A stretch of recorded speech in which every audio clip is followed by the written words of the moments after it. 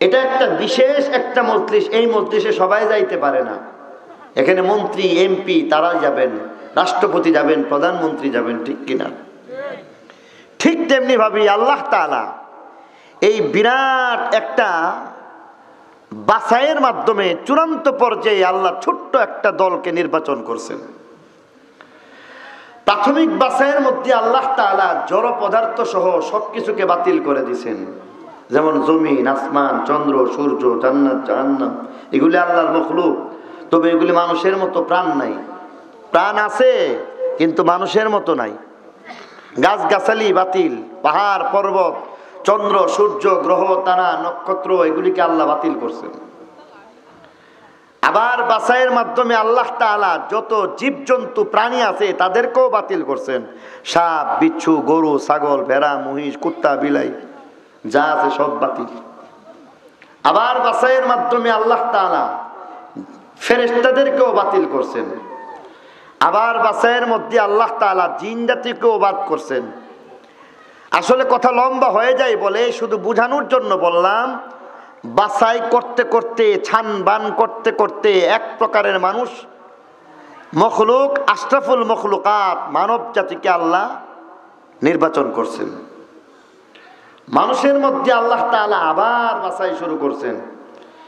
সেখানের মধ্যে বেদিন কাফের যারা, তারা বাতিল হয়ে গেছেন।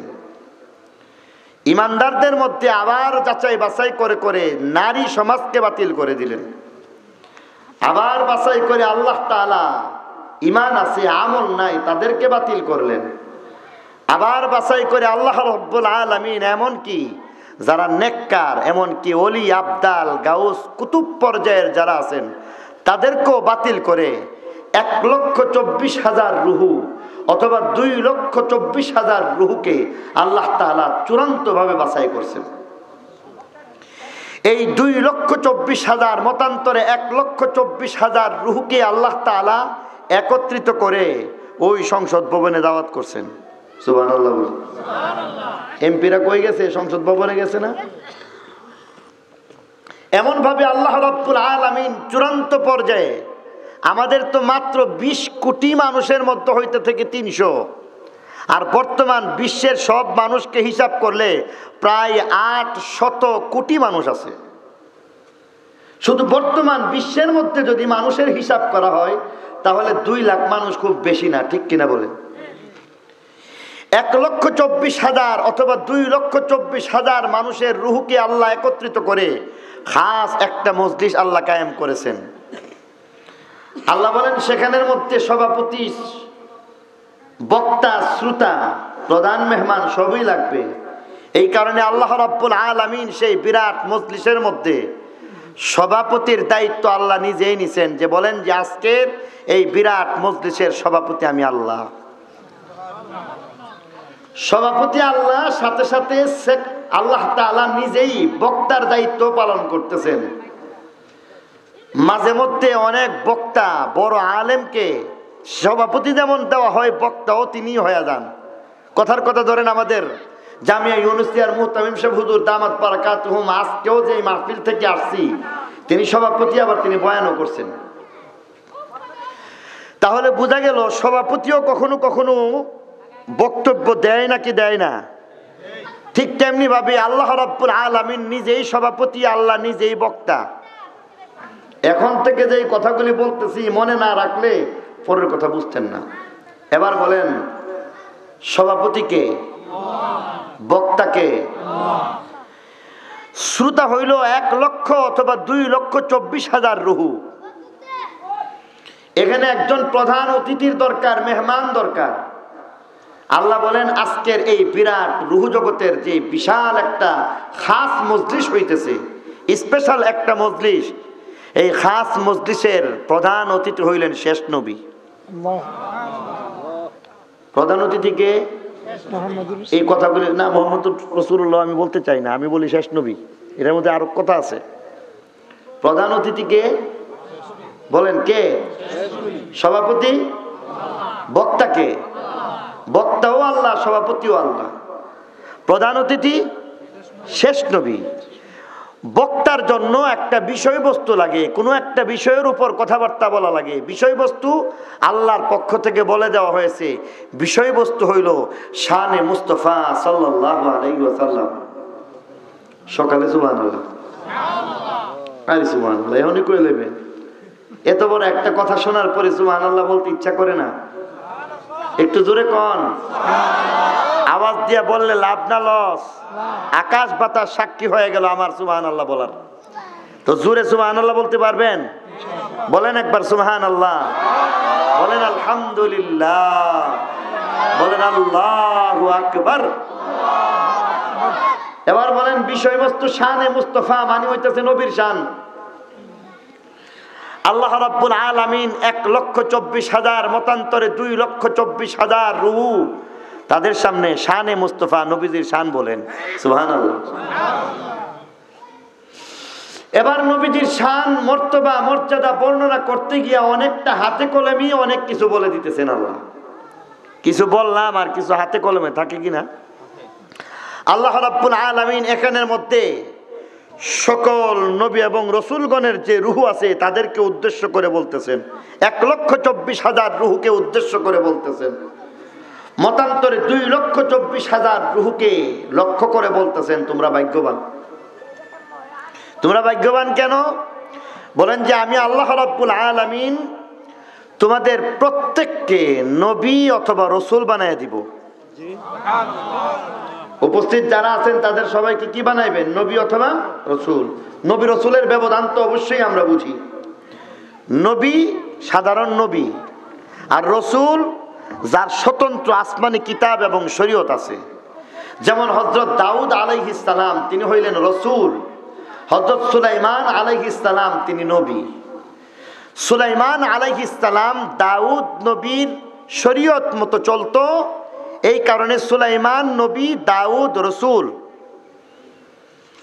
ঠিক তেমনি ভাবে বলে দেওয়া হয়েছে তোমরা হয়তো স্বতন্ত্র শরীয়ত আসমানি কিতাব নবুয়ত রিসালাতের মালিক রসুল হয়ে যাও, আর তা না হইলে তোমাদেরকে কম পক্ষে নবী বানায় দিব। নবীর মর্যাদা আল্লাহর পরে সকল মখলুকের ঊর্ধ্বে। আল্লাহ এবার বলতেছেন যে তোমরা এই মর্যাদা কি নিবা না নিবা না, চাও কিনা বলো। সকল রূহ এক বাক্যে রাজি হয়ে গেছেন, কারণ তারা বুঝতেছেন নবুয়তের মর্যাদা রিসালতের মর্যাদার চাইতে উত্তম আর মর্যাদা হইতে পারে না। যেহেতু এমন এত বড় মর্যাদা আল্লাহ ডাইক্কা আইনা দিতেছে, খুশিতে সবাই আটখানা, আর মনে মনে ভাবতেছেন আমরা কত ভাগ্যবান। চালাকি করে আমরা তো নবী হইতে পারতাম না, রসুল হইতে পারতাম না। আল্লাহ আমাদেরকে রূহ জগতে একত্রিত করে ডাক দিয়ে এনে তারপরে নবী রসুল বানাইতেছেন। এর চাইতে বড় ভাগ্যের কথা আর কিছু হইতে পারে না। সবাই বললেন যে আল্লাহ নবী রসুল হইতে চাই, কোনো অসুবিধা নাই। আল্লাহ বলেন যদি নবী এবং রসুল হইবার অনন্য মর্যাদা লাভ করতে চাও তাহলে একটা শর্ত মানলে নবী রসুল হয়ে যাও, আর একটা শর্ত যদি না মানো তাহলে তোমাদের ক্ষেত্রে আমার কোনো ওয়াদা নাই। শর্ত মানবা নবী রসুল হয়ে যাইবা, নাকি বলছেন নবী রসুল হয়ে গেছো? শর্ত মানলে, ঠিক কিনা? শর্ত মানলে নবী রসুল কোনখানে হবে? দুনিয়াতে যখন তুমি যাইবা, বয়স যখন তোমাদের 40 বছর পূর্ণ হয়ে যাইব, 40 বছর পূর্ণ হয়ে যাওয়ার পরে তোমাদেরকে প্রত্যেককে নবী এবং রসুল বানিয়ে দেব। আমি বারবার কথাগুলি এই জন্য বলি, বুঝার জন্য, পরবর্তীতে কথাগুলি কাজে লাগবে। বলুন তো দেখি, ওনাদের সবাইকে নবী রূহ জগতে বানাইছে নাকি আশ্বাস দিছে দুনিয়াতে গেলে নবী? আশ্বাস দিছে। আশ্বাস দিছে না? বলছে যে ভবিষ্যতে তোমরা নবী হইবা। বানাইছে? এখন যে আলোচনা চলতেছে, যেখানের মধ্যে আল্লাহ রূহ জগতের মধ্যে কথাবার্তা বলতেছেন, সেখানে এই রূহুর যারা আছেন তারা কি নবী হইছে না হইব? মনে রাখবেন। আল্লাহ রাব্বুল আলামিন এবার বলতেছেন একটা শর্ত মানলে তোমরা দুনিয়াতে নবী এবং রসুল হইয়া যাইবা। আমি নবী রসুল বানাইবার আশ্বাস দিলাম, এখনো বানাই নাই। শর্ত একটা মানবা কিনা বলো? বলেন যে এক শর্ত কেন, 1000 শর্ত মানতে রাজি আছি। বলেন কি শর্ত মানতে হবে? আল্লাহ রাব্বুল আলামিন এবার বলতেছেন যে শর্ত খুব বেশি কিছু না, আজকের যিনি প্রধান অতিথি তার ব্যাপারে একটা শর্ত মানবা। প্রধান অতিথিকে ভুলে গেছে গা। প্রধান অতিথি কে আবার বলেন? সভাপতি, বক্তা। সভাপতি যিনি, তিনি বক্তা, সেই আল্লাহই বলতেছেন আজকের প্রধান অতিথির ব্যাপারে শর্ত মানো। প্রধান অতিথিকে শেষ নবী।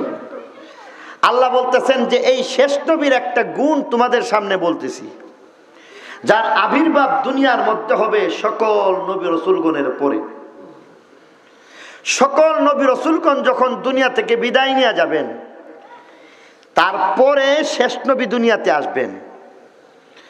বুঝে থাকলে বলুন তো দেখি, আদম নবীর উপস্থিতিতে শেষ নবী আসবেন না সবার পরে? ঈসা নবী যখন দুনিয়াতে থাকবেন তখন কি নবীজি আসবেন না তিনি চলে যাওয়ার পরে? সকল নবী এবং রসুলগণ যখন দুনিয়া থেকে বিদায় নিয়ে যাবেন তখন শেষ নবী দুনিয়াতে আসবেন। বরং আমরা দেখেছি হযরত ঈসা আলাইহিস সালামের কমপক্ষে 5 শতাধিক বছর পরে নবীজি দুনিয়াতে আসছেন। ফখরে বাঙ্গালকে দেখছেন? কথা কোন? আপনি দেখছেন? হ্যাঁ, মাশাআল্লাহ। ফখরে বাঙ্গালকে এখানে আমরা কেউ দেখি নাই। অর্থাৎ ফখরে বাঙ্গাল যখন দুনিয়া থেকে বিদায় নিয়ে গেছেন তখন সিবগাতুল্লাহর অনেক পরে সিবগাতুল্লাহর জন্য। তাহলে এবার ঠিক তেমনি ভাবে সকল নবীগণ যখন দুনিয়া থেকে বিদায় নিয়ে গেছেন, এরপরে শেষ নবী দুনিয়াতে আসবেন। সেই শেষ নবীর ক্ষেত্রে তার কিছু, যিনি কিনা সকলের পরে আসবেন, তার কিছু গুণাবলী আছে। সেই শেষ নবীর 1 নম্বর গুণাবলী হবেন তিনি তো সকলের পরে আসবেন। 2 নম্বর গুণ হইবেন তিনি সকলের পরে আসলেও পূর্ববর্তী যত নবী এবং রসুল আছেন তাদের সকলকে সত্যায়ন করবেন। আমরা বাংলা আরবিতে বলি তাসদিক করা, তাসদিক করবেন, মেনে নিবেন। অর্থাৎ তিনি বলবেন আদম থেকে নিয়ে হযরত ঈসা আলাইহিস সালাম পর্যন্ত যত নবী এবং রসুল ছিলেন তারা সবাই সত্য।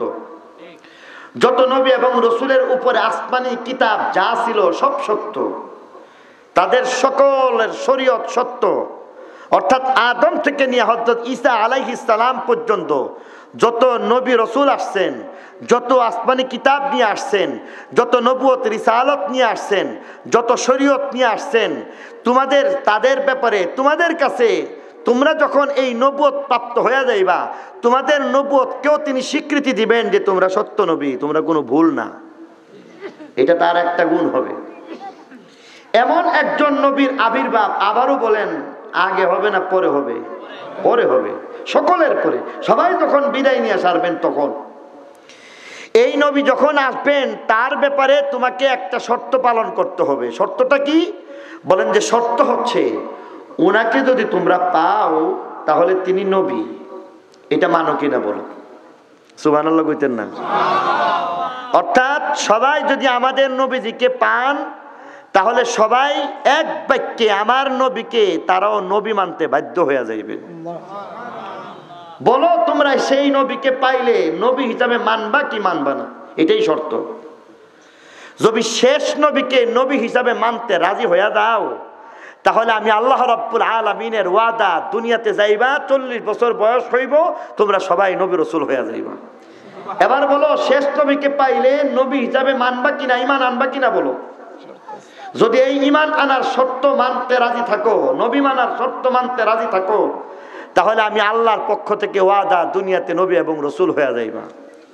সবাই তখন এক বাক্যে রাজি হয়ে বলেন আল্লাহ শেষ নবীকে যদি পাইলে, ওনাকে নবী মানলে, আর আমরা যদি তার উম্মত হয়ে যায়, এটা করতে যদি পারি তাহলে যদি আমরা প্রত্যেকেই নবুয়তের মর্যাদা লাভ করতে পারি, এর চাইতে ভাগ্যবান আর কিছু হইতে পারে না। অতএব এই শর্ত মানলাম। সবাই কি বললেন? শর্ত মানছে না মানছে না? আল্লাহ এবার বলতেছেন যে দুনিয়া হইল দারুল আসবাব, দুনিয়া একটা সিস্টেমে চলে। দুনিয়ার একটা সিস্টেম হইতেছে এমন যে একজন মানুষ বিবাহ করবে তারপরে সন্তান হবে, আর আল্লাহর কুদরত হইতেছে বিবাহের দরকার নাই, এমনি সন্তান দিবে। ঠিক কিনা বলেন? কিন্তু আল্লাহ কি বিবাহ ছাড়া কাউকে কোনোদিন সন্তান দেয়? ঠিক তেমনি ভাবে আল্লাহ রাব্বুল আলামিন বলতেছেন যে তোমাদেরকেও দুনিয়ার কিছু নিয়ম নীতি আর সিস্টেমের মধ্যে আসতে হবে।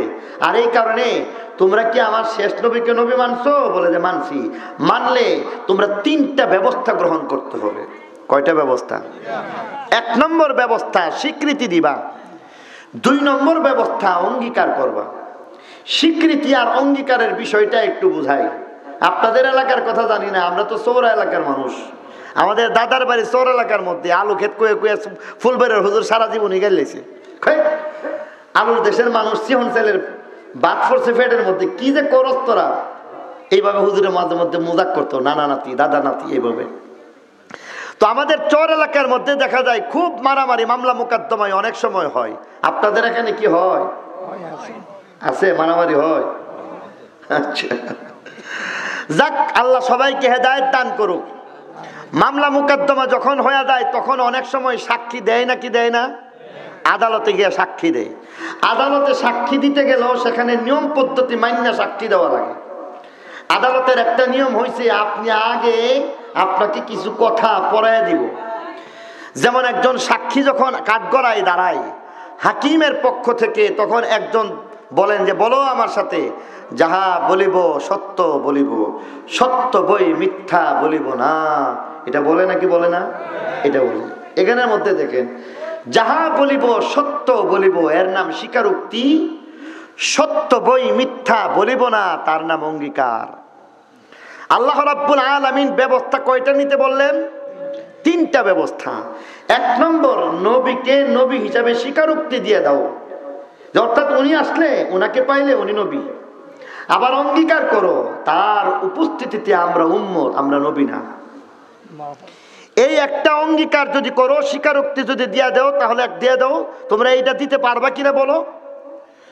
আল্লাহ রাব্বুল আলামিন যখন প্রশ্ন রাখছেন, তখন সেখানের মধ্যে সকল নবী এবং রসুলগণের রূহ এই অঙ্গীকার আর স্বীকারোক্তি দিতে রাজি হয়ে যায়।